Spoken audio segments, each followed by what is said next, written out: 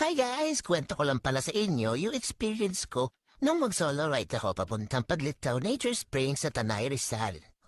Bali 5:30 ng umaga na nga ako nagsimulang bumiyahe at dito naabulan na tayo ng traffic sa bandang LTO Novaliches dahil dadaan tayo ng Commonwealth.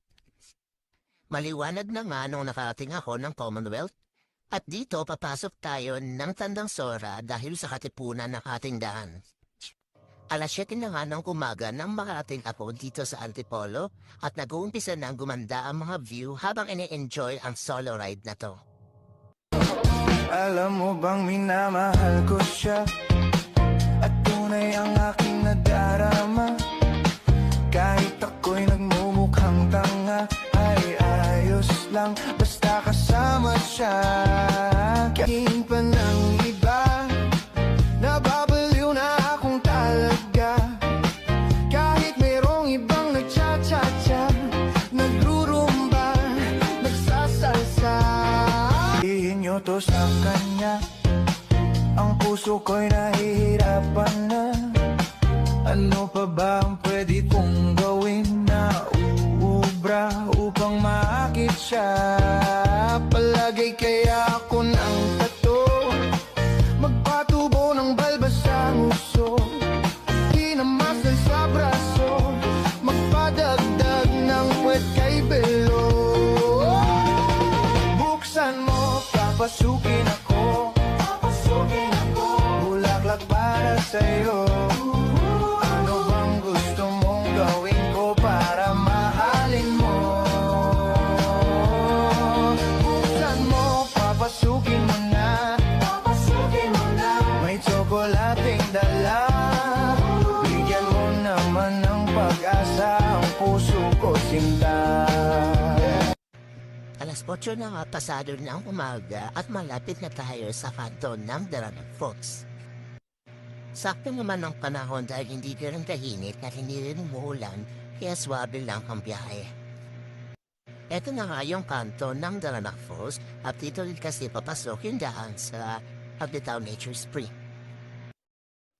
Pag umabot kayo sa mahabang tulay na ito, congrats, ibig sabihin malapit na kayo. At dito na mag-uumpisa ang ating kalbaryo.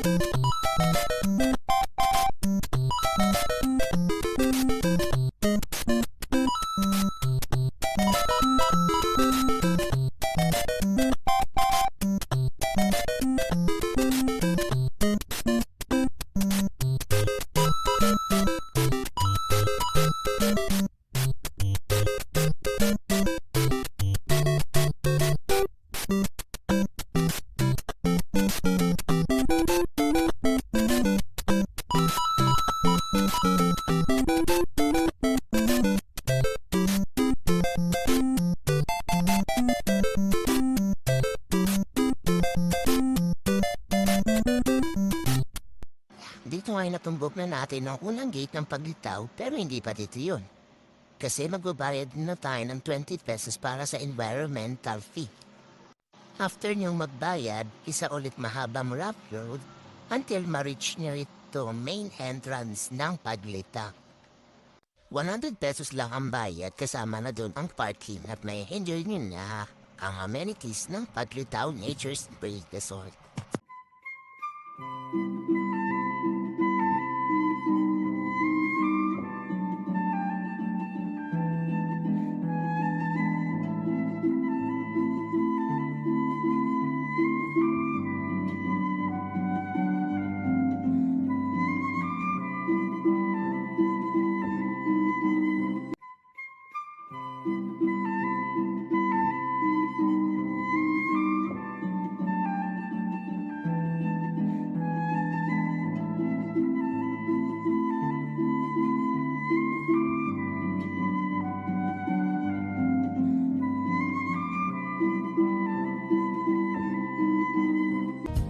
Basta't isipin di magbabago, damdamin ko sa'yo.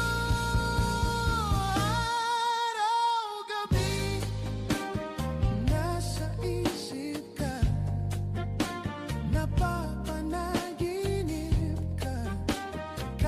minsan mag